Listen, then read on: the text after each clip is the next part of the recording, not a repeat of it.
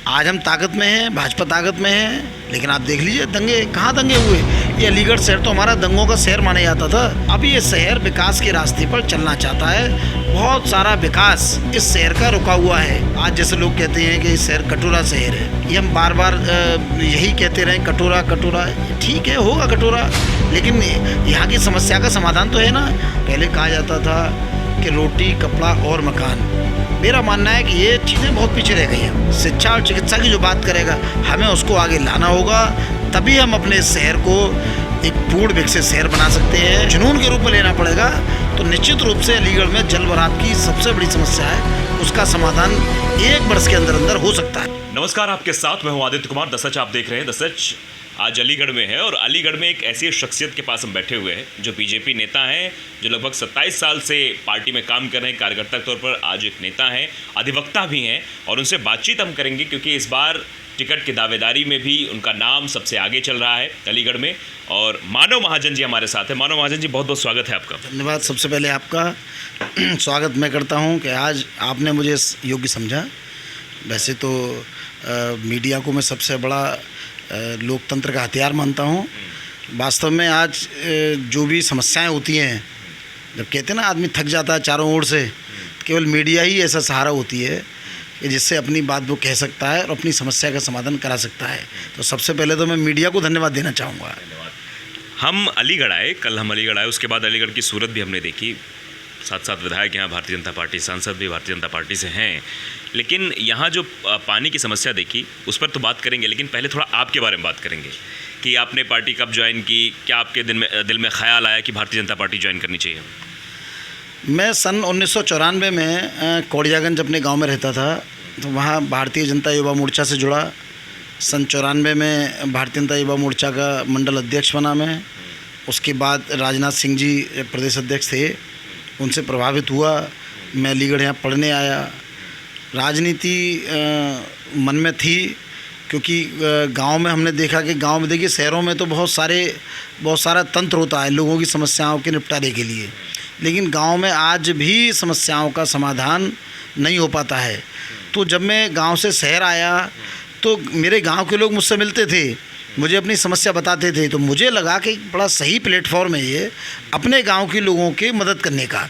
तो उन लोगों की मदद करने के लिए मैं राजनीति में आया और यहाँ आकर मैंने देखा कि वास्तव में राजनीति अगर समाज सेवा के रूप में ली जाए, राजनीति को लोगों की सेवा के रूप में इस्तेमाल किया जाए, तो इससे अच्छा कोई फील्ड है नहीं। 27 साल आपने बीजेपी के साथ बिताए हैं, और क्या लगा आपको? क्या उतार चढ़ाव आपने देखा? बहुत सारी परिस्थितियां भी आपने देखी होंगी, बहुत सारी चीज़ें भी आपने देखी होंगी। क्या क्या आपके जहन में याद है? कोई ऐसा मोमेंट जो बहुत अहम रहा हो आपके लिए? देखिए, पार्टी बहुत उतार चढ़ाव देखे हैं पार्टी ने। हमने तो वो समय भी देखा है जब मुलायम सिंह का कहर टूटता था। हमने वो समय भी देखा है जब मायावती का कहर टूटता था और व्यापारी वर्ग सबसे ज़्यादा निशाने पर रहता था, चाहे वो बसपा सरकार थी, चाहे सपा सरकार, चाहे कांग्रेस सरकार।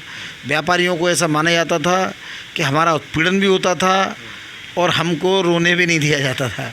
तो हमने संघर्ष का रास्ता उस समय बड़ा अच्छा लगता था, जब हम लोग सड़कों पर उतरकर संघर्ष करते थे, चाहे जनमानस की समस्याएं होती हो, चाहे सरकार के गलत फैसले होते हों।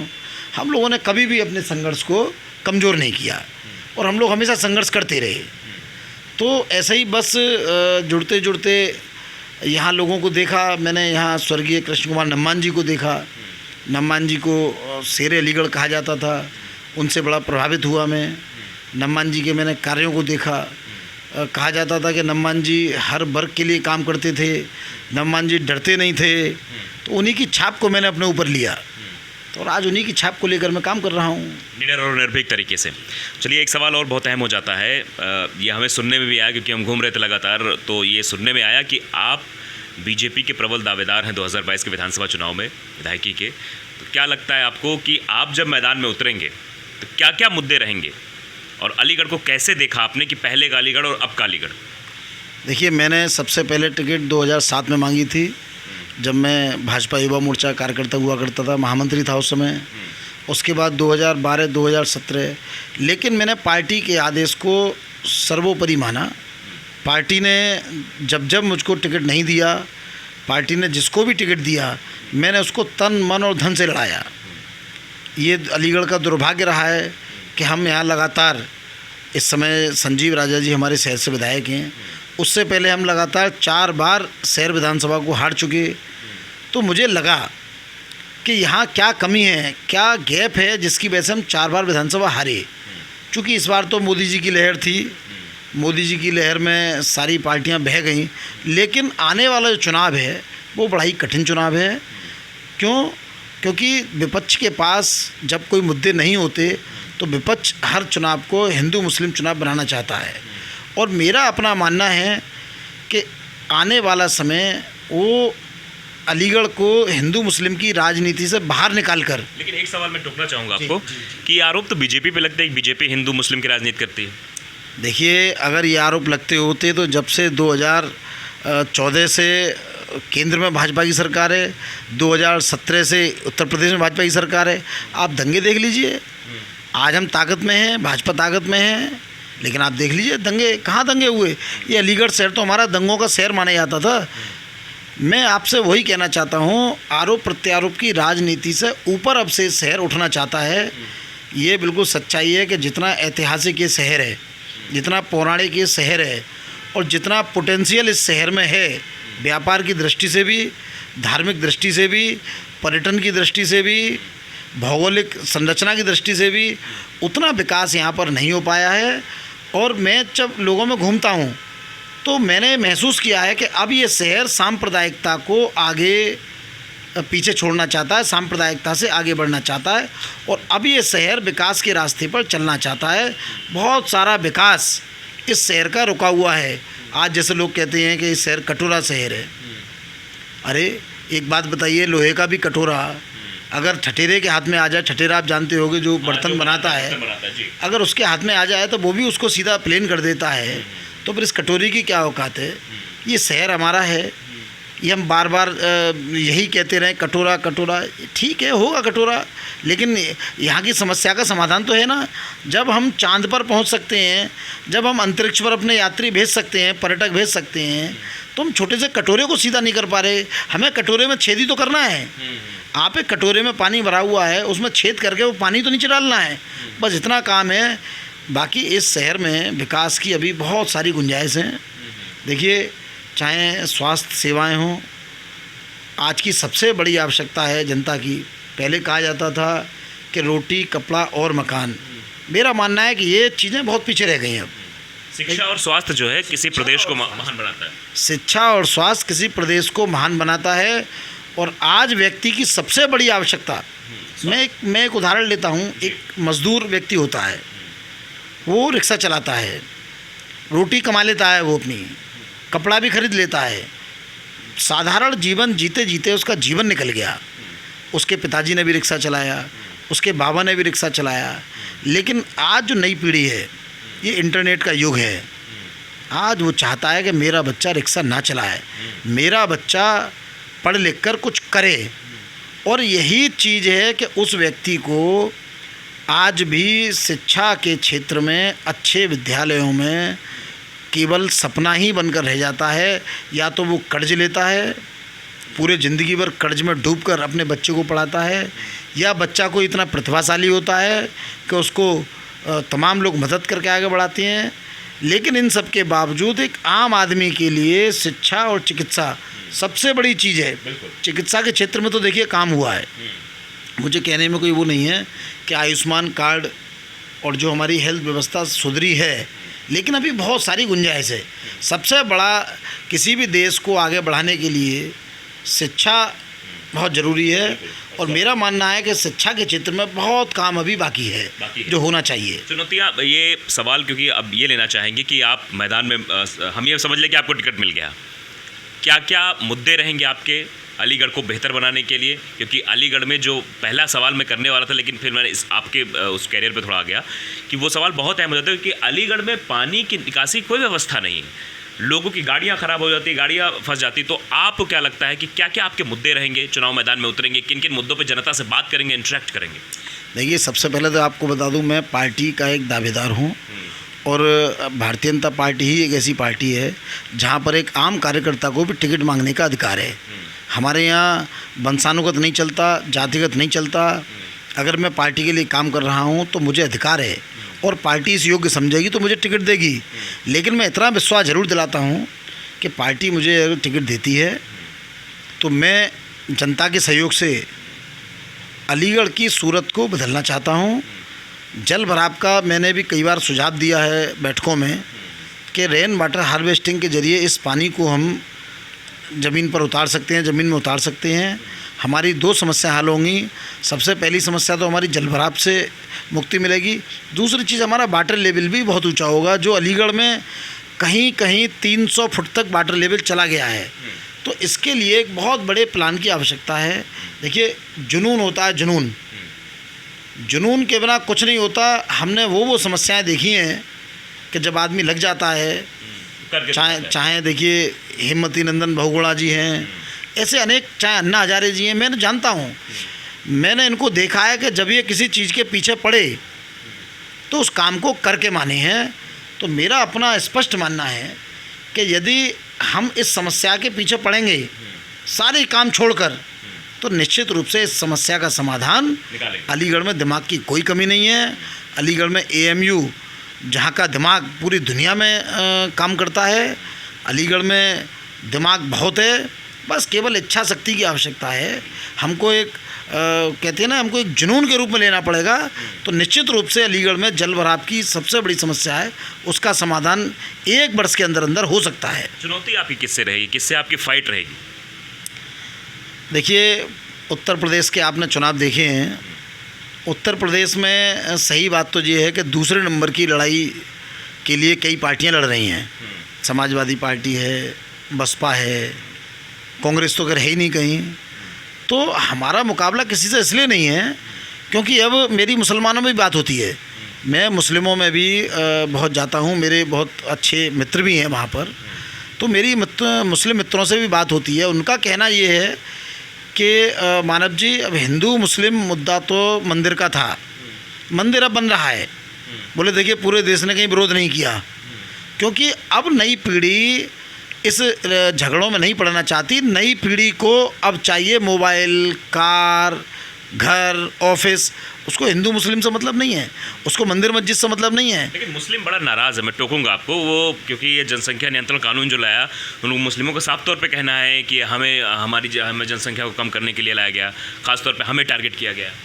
अच्छा, एक बात बताइए, अभी जनसंख्या नियंत्रण कानून पर केवल जो धर्मगुरु हैं वही तो बोले हैं, जनता तो नहीं बोल रही।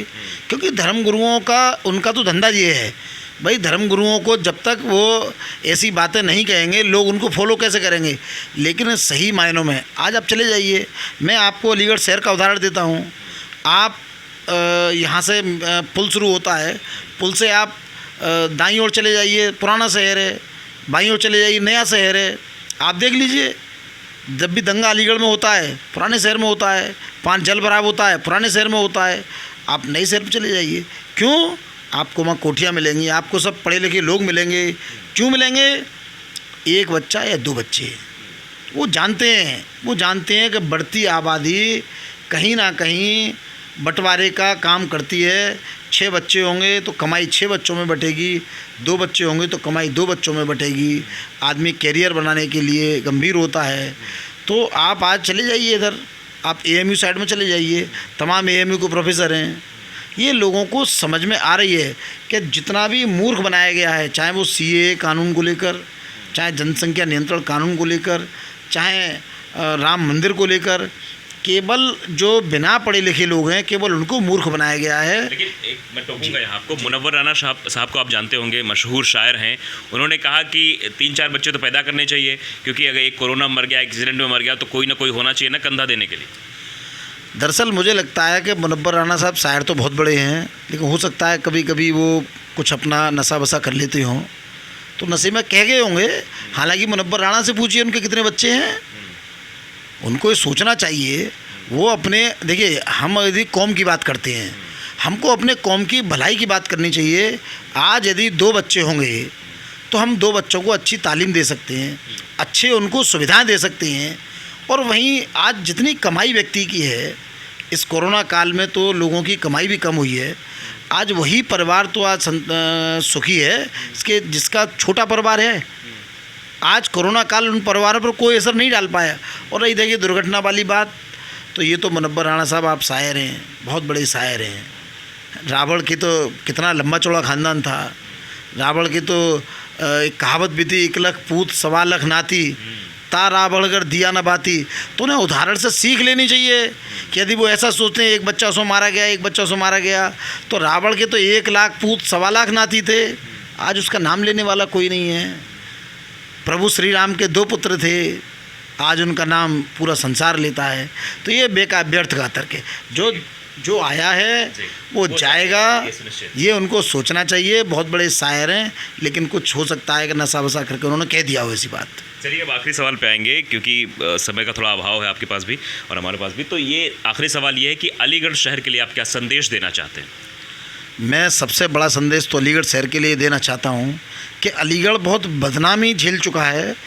ये शहर दंगों के शहर के रूप में जाना जाता था। मेरी कई अधिकारियों से बात होती थी तो वो कहते थे अलीगढ़ कोई आना नहीं चाहता। तो मैं संदेश देना चाहता हूँ कि यदि आप अलीगढ़ को एक पूर्ण विकसित शहर बनाना चाहते हैं, सांप्रदायिक के जहर से आगे बढ़िए, विकास की बात करिए और सबका साथ। देखिए मोदी जी का सीधा सिद्धांत है, सबका साथ, सबका विकास, सबका विश्वास। अब की बार क्या आने वाला है विश्वास के बाद? अब की बार आएगा, मुझे लगता है अब की बार यही आएगा कि हम दो हमारे दो। यही इस समय की सबसे बड़ी आवश्यकता है। तो हमारा शहर विकास के पथ पर आगे बढ़े, उसके लिए हमको व्यर्थ की चीज़ों को छोड़ना होगा।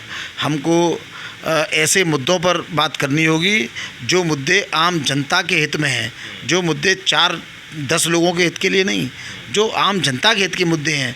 हमको शिक्षा और चिकित्सा पर बात करनी होगी, हमको शिक्षा और चिकित्सा पर बहस करनी होगी, हमको शिक्षा और चिकित्सा पर लोगों को नकारना पड़ेगा। लोगों को जो इसकी बात करेगा, शिक्षा और चिकित्सा की जो बात करेगा, हमें उसको आगे लाना होगा। तभी हम अपने शहर को एक पूर्ण विकसित शहर बना सकते हैं। अलीगढ़ बहुत ऐतिहासिक शहर है और इतनी गुंजाइश है इस शहर में, चूँकि एनसीआर के नज़दीक है। तो मैं समझता हूँ कि अलीगढ़ में यदि इस तरीके से काम हुआ, अलीगढ़ में विकास की राजनीति जो चल रही है इस समय और तेज़ी से हुई, तो निश्चित रूप से अलीगढ़ विश्व के पटल पर। और एक बात मैं बता दूँ, देखिए एएमयू अलीगढ़ में है, पूरी दुनिया में अलीगढ़ का नाम जाना जाता है, केवल एएमयू की वजह से नहीं। ताला और हार्डवेयर, एक बहुत बड़ी चीज़ मैं आपके इस चैनल के माध्यम से कहना चाहता हूँ कि अलीगढ़ का आदमी अपने प्रोडक्ट को बेचने के लिए पूरी दुनिया में जाता है। पूरी दुनिया में ऐसा दुनिया का कोई देश नहीं है जो यहाँ का ताला हार्डवेयर वाला बेचने ना जाता हो। लेकिन अफसोस की बात यह है यहाँ पर ख़रीदार नहीं आते। मैंने संकल्प लिया है, ईश्वर मेरे संकल्प मेरी मदद करेगा। यदि मुझे ईश्वर इस योग्य बनाता है तो मेरा बहुत बड़ा है कि यहाँ पर बिजनेस हब बनाने का, बिजनेस सेंटर बनाने का मेरा मन है। जो मैं चाहता हूँ कि यहाँ का माल, ये पहला ऐसा शहर है। देखिए भदोही का कालीन है, लोग भदोही कालीन खरीदने जाते हैं। मुरादाबाद की पीतल है, लोग मुरादाबाद पीतल खरीदने जाते हैं। लेकिन अलीगढ़ का ताला आज भी बेचने जाते हैं, लोग खरीदने नहीं आता। तो मैं ये प्रयास करूँगा कि यहाँ से ताला बेचने न जाना पड़े। पूरी दुनिया में जिसको भी अलीगढ़ का ताला हार्डवेयर चाहिए वो यहाँ आकर लेगा। और जब पूरी दुनिया का बायर, पूरी दुनिया का ख़रीदार हमारे शहर में आएगा तो हमारे शहर की कायाकल्प अपने आप होगी, हमारे शहर का व्यापार बढ़ेगा, हमारे शहर की होटल इंडस्ट्री बढ़ेगी, हमारे शहर का टूरिज़्म बढ़ेगा। ये मेरी बहुत बड़ा एक सपना है और मुझे लगता है ईश्वर इस सपने को पूरा करने में मेरी मदद करेंगे। बहुत बहुत धन्यवाद जुड़ने के लिए। आपका सपना साकार हो इसके लिए भी आपको बहुत शुभकामनाएं। तो ये मनोज महाजन जी थे जो लगातार एक संकल्प के साथ मैदान में उतरने वाले हैं, लगातार लोगों की सेवा करते रहते हैं और नए विचारों के साथ, उन विचारों को जो आजकल युवाओं के दिमाग में आते हैं और एक युवा सोच के साथ इस अलीगढ़ शहर को विकसित करने की रूपरेखा पर चलने की पूरी तैयारी उन्होंने कर ली है। अब आने वाले समय में इन्हें टिकट मिलती है और टिकट मिलने के बाद विधायक बने, विधानसभा मैदान में उतरेंगे, जनता के बीच अपने मुद्दे लेकर जाएंगे, बातचीत करेंगे, जो भी होगा। लेकिन फिलहाल जो इन्होंने सोचा है वो सराहनीय है और इसमें उन्हें आगे जो है मेरी शुभकामनाएं भी, दसच की भी शुभकामनाएं इनके साथ हैं कि ये जो संकल्प लेकर चल रहे हैं, जो बिजनेस हब की बात यहाँ पर कर रहे हैं, वो इनका सपना पूरा हो। फिलहाल दसच में आज के लिए इतना ही। मुझे दीजिए इजाज़त। नमस्कार।